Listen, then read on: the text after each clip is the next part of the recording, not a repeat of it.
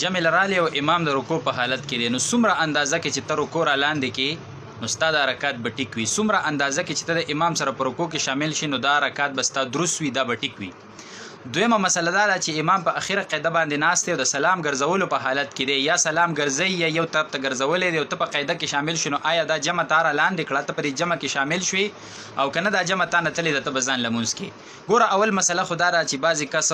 راشي نو دومره په جلدی وي چې امام د رکوع په حالت کې وي نو دی اکثر دا الله اکبر چې دی دا په ټیټه باندې وکړي، دا ملا را ټیټه کړي راښکته کړي او دی الله اکبر وکړي. نو ګوره دا لومبنی الله اکبر په ولاړه باندې ویل چې دی دا فرض دی، که دا چا په ولاړه باندې ونه وی او په ټیټه ملا باندې ویو نو ګوره دا رکعت د ګوره درست نه دی. اکثر خلک منګه اینو چې د ډېرې جلدۍ د وجې دا کار کوي چې یاره زمانه رکوع لاړه نشي نو ملا را ټیټه کړي او د امام سره په هغې کې څه شي په داسې طریقه باندې شامل شي نو دا رکعت به درست نه وي. اوس مسله دا وچېړه چې په څومره اندازه کې تا رکوع را لاندې کړه نو دا رکعت ستا څه دی دا درست دی. نو ګوره که د رکوع په حالت کې ته د امام سره معمولي غونته کې شامل شوې، داسې شامل شو چې تا پکې تسبیحات ونه ویل، سبحان ربي العظیم د ویلو موقع پکې تا ته ملاو نه شوه خو یو سیکنډ دی امام د رکوع په حالت کې لاندې کو نو دا رکعت څه دی دا ستا درست دی.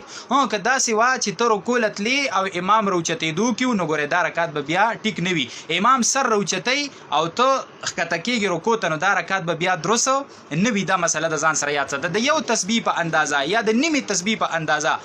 کو د امام سره ته په رکوع کې شامل شو نو دا رکعت څه دی دا ستا درست دی بالکل.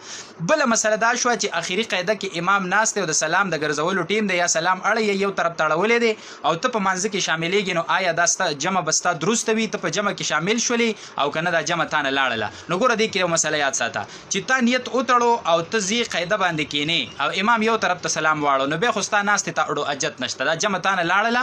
او ځان لمونځ به وکړي. ټیک شوله که یو طرف ته سلام واړو ته لا ناستې نه نو بس مه کښېنه، ستا ناستې ته اجت نشته، جمع تا نه لاړله. ټیک شوله دا به نه وي چې دویم طرف ته خو لا سلام نه دی اړولی، یو طرف ته سلام اړولو سره چې ته لا قاعده کې ناست نه وي بس جمع تا نه لاړله.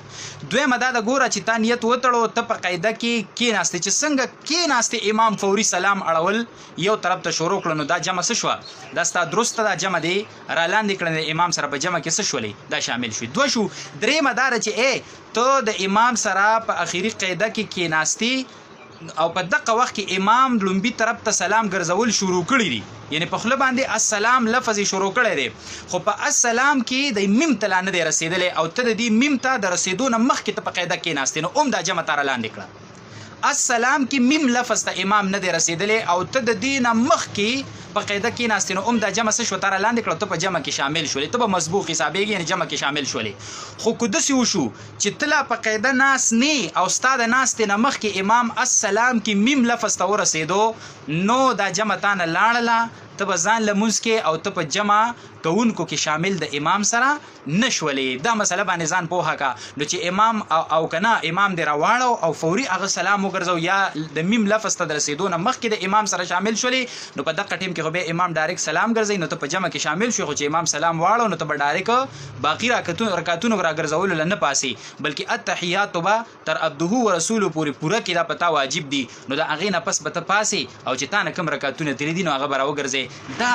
ضروري مسلې وي، وړې مسلې دي خو ضروري دي. دې باره کې ملګرو تپوسونه کړي نو برای کرم په دې کې به شومتیا نه کوئ چې څنګه په خپله باندې زده کوئ دغه شانې نورو ملګرو ته ورسوئ چې د چا نه کوتاهي کېږي او ستاسو په وجه باندې الله پوره کړي نو موږ او تاسو ته پې الله اجر راکوي. وصلی الله علی النبي.